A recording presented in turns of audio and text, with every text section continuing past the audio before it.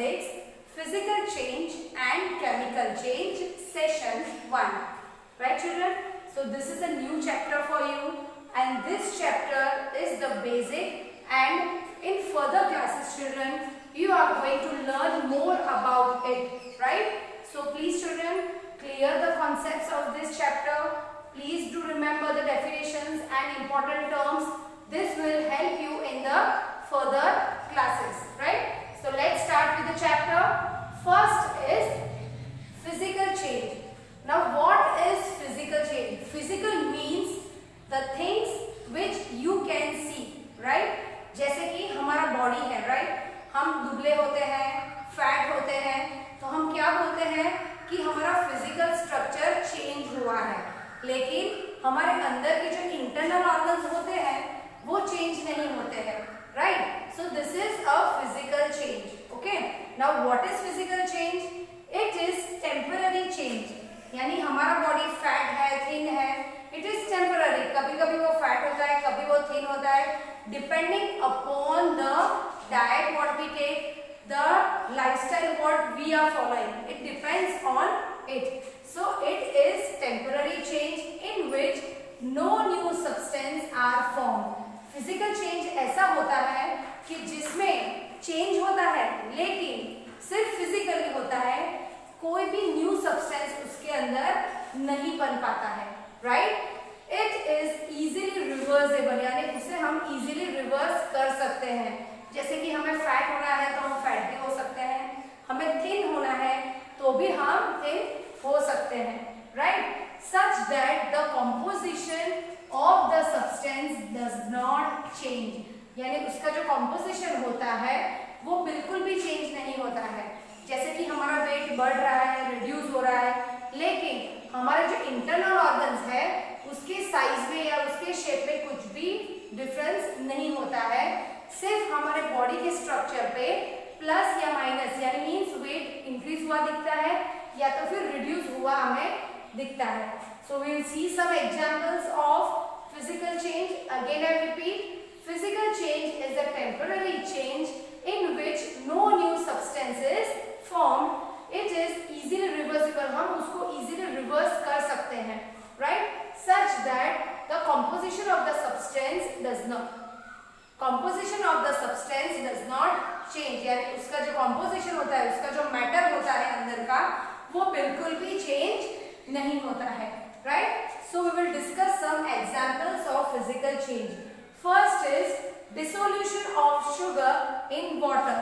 यानी sugar और water का हम जो syrup बनाते हैं तो उसे हम सिर्फ पानी में mix करके उसको हम change कर सकते हैं. वापस उसको sugar के form में भी हम ला सकते हैं हीट करके. हम उसे ज्यादा हीट करेंगे, वाटर सब वेपराइज हो जाएगा, तो बाद में हमारे पास क्या बचेगा?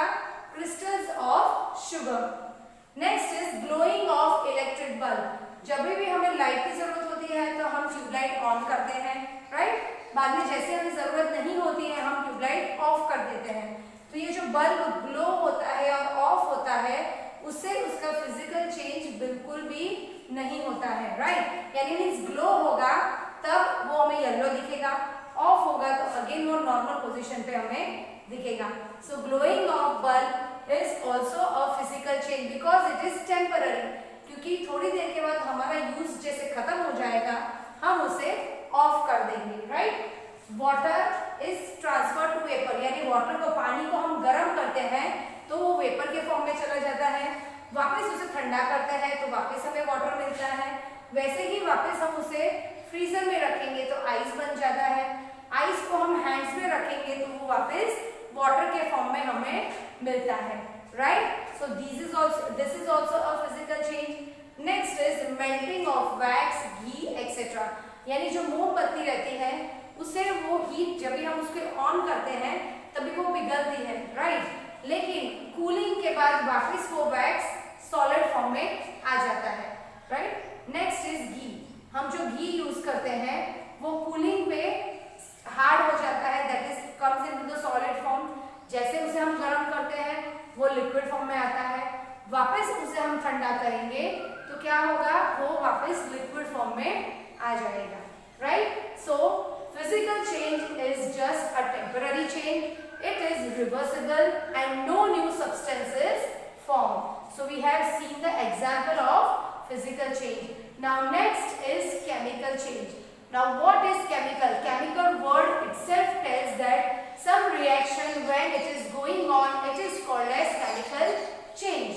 A change in which the state as well as composition of the substance change. यानी जो चीज होती है, जो सब्सटेंस होता है, उसका कंपोजिशन भी चेंज होता है और there is change of state also with the evolution और absorption of energy. Chemical reaction के अंदर एनर्जी एब्जॉर्ब भी हो सकती है और एनर्जी इवोल्यूट यानी बाहर भी आ सकती है. उसके भी हम कुछ एग्जांपल्स देखेंगे. Right, it is a permanent change.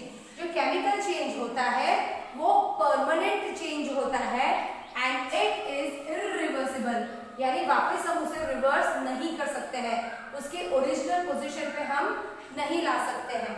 And sometimes a new substance is also formed, right? So a change in which a state as well as composition of the substance changes with the evolution or absorption of energy.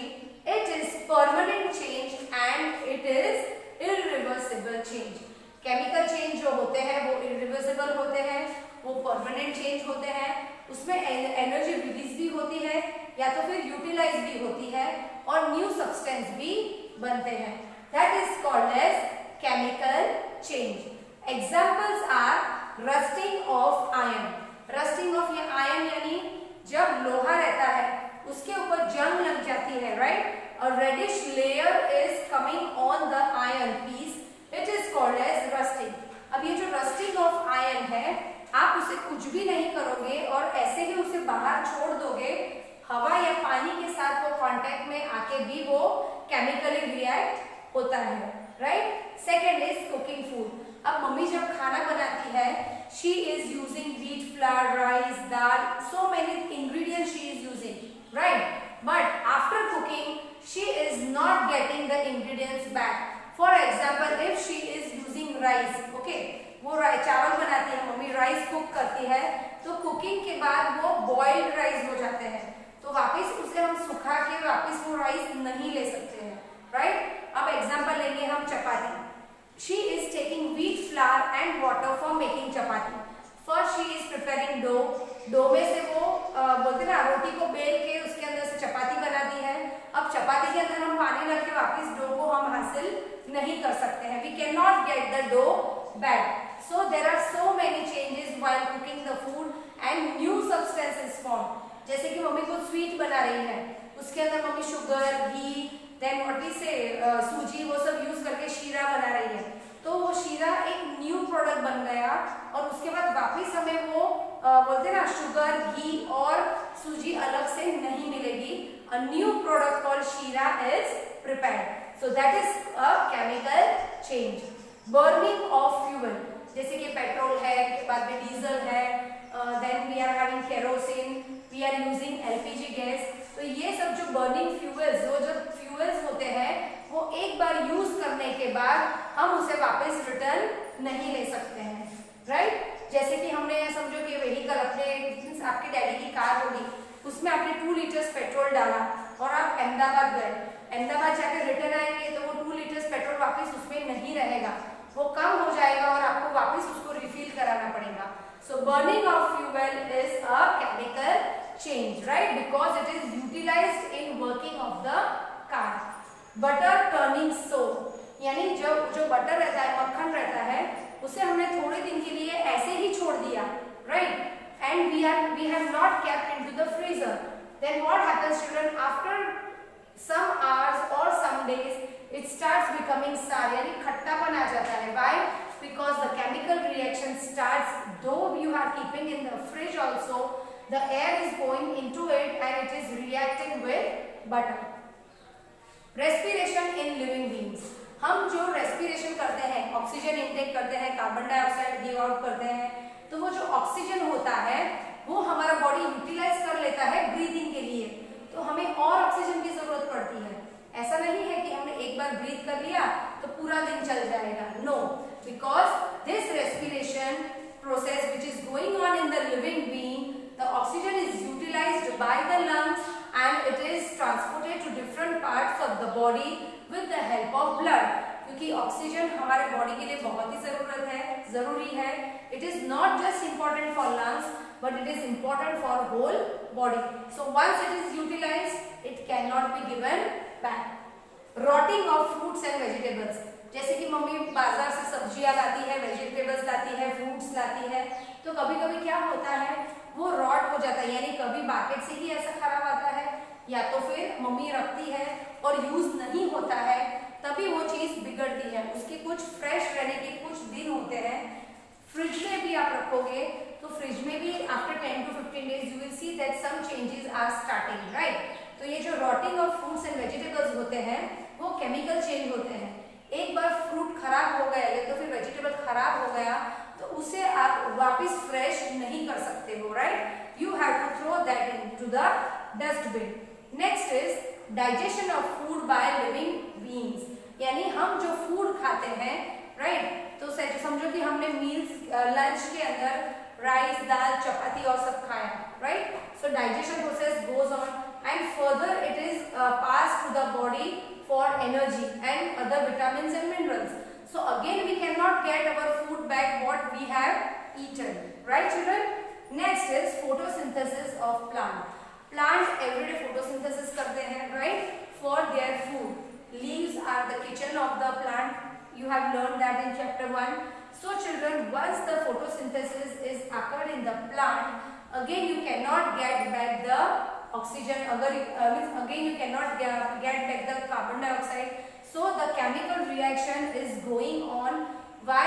Because in photosynthesis, in presence of sunlight and water, okay, plants synthesize with the help of chlorophyll and it gives out oxygen and starch, that is carbohydrate, which is food for plant.